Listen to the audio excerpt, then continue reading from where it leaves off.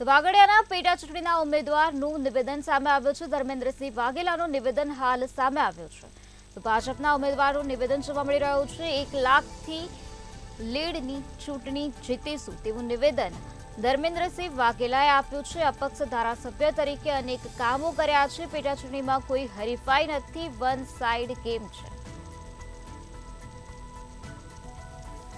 વાઘોડિયાના પેટા ચૂંટણીના ભાજપના ઉમેદવાર ધર્મેન્દ્રસિંહ વાઘેલાનું નિવેદન સામે આવ્યું છે। તેમણે જણાવ્યું છે કે 1 લાખની લીડથી ચૂંટણી જીતી અપક્ષ ધારાસભ્ય તરીકે અનેક કામો કર્યા છે। તો પેટા ચૂંટણીમાં કોઈ હરીફાઈ નથી, વન સાઇડ ગેમ છે। બાપુ શું કહેશો? પેટા ચૂંટણીમાં તમારું કોઈ ઉમેદવાર તરીકે નામ જાહેર થયું, કઈ રીતે મેદાનમાં ઉતરશો? પહેલાં તો ભારતીય જનતા પાર્ટીના પ્રદેશ અધ્યક્ષ સી આર પાટીલ સાહેબ, મુખ્યમંત્રી ભૂપેન્દ્ર પટેલ સાહેબ, રત્નાકરજી અને તમામ મોવડી મંડળનો હૃદયથી ખૂબ ખૂબ આભાર વ્યક્ત કરું છું। મારી પસંદગી કરી મને ચૂંટણી લડવાની જે તક આપી છે એ બદલ તમામનો મોવડી મંડળનો હૃદયથી ખૂબ ખૂબ આભાર વ્યક્ત કરું છું।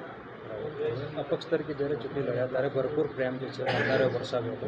હવે ભાજપનો એક બેનર તમારી સાથે છે, માનો છો પાવર જે છે તે બમણો થઈ જશે? ડબલ તાકાતથી વાઘોડિયા વિધાનસભાની ચૂંટણી લડાશે। ભારતીય જનતા પાર્ટી અને મારા ભારતીય જનતા પાર્ટીના 63,000માંથી 78,000 મારા આ બંને ભેગા થઈ અને બંનેની ડબલ તાકાત, ડબલ એન્જિનની સરકારમાં ડબલ તાકાતથી આ વિધાનસભાની ચૂંટણી લડાશે। એની અંદર જંગી મતોથી મને અને લોકસભાને બંને ઉમેદવારને જીતાડશે એવી હું આશા રાખું છું। મધુ શ્રીવાસ્તવ ગઈ વખતે ચૂંટણી લડ્યા હતા, આ વખતે તેઓ હોકાર કરી રહ્યા છે કે હું પણ મેદાનમાં ઉતરીશ, સક્ષમ ઉમેદવાર હશે તો તમે તો સક્ષમ છો જ, એમને શું સંદેશ? વાઘોડિયાના પેટા ચૂંટણીના ભાજપના ઉમેદવારનું આ પ્રકારનું નિવેદન સામે આવ્યું છે। ઉમેદવાર ધર્મેન્દ્રસિંહ વાઘેલાનું નિવેદન જોવા મળી રહ્યું છે। તેમાં તેઓએ જણાવ્યું છે કે 1 લાખની લીડથી ચૂંટણી જીતી અપક્ષ ધારાસભ્ય તરીકે મેં અનેક કામો કર્યા છે। તો પેટા ચૂંટણીમાં કોઈ પણ પ્રકારની હરીફાઈ નથી, આ વન સાઇડ ગેમ છે। આ પ્રકારની માહિતી, આ પ્રકારનું નિવેદન ધર્મેન્દ્રસિંહ વાઘેલા દ્વારા આપવામાં આવ્યું છે।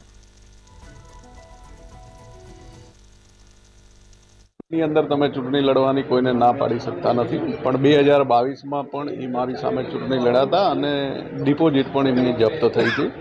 એટલે આ વિધાનસભાની અંદર જે કોઈને આવવું હોય એ આવે। આ વિધાનસભા આ વખતે ડબલ એન્જિનની તાકાતથી લડાવવાની છે, એટલે કોઈ પણ આવે એનાથી કોઈ ફરક પડતો નથી। જિલ્લામાં આપણે જોયું છે કે એવું બને કે જનપ્રતિનિધિ હોય એમને અધિકારીઓ ગણતા નથી, પણ બાપુનો પાવર વાઘોડિયાની બેઠક પર આખો અલગ હતો। ભાજપનો ફેસ છે, બાપુનો પાવર છે, શું માનો વિકાસના કામો ઝડપથી થશે? વિકાસના ઝડપથી કામો કરવા માટે જ હું ભારતીય જનતા પાર્ટીમાં આવ્યો છું।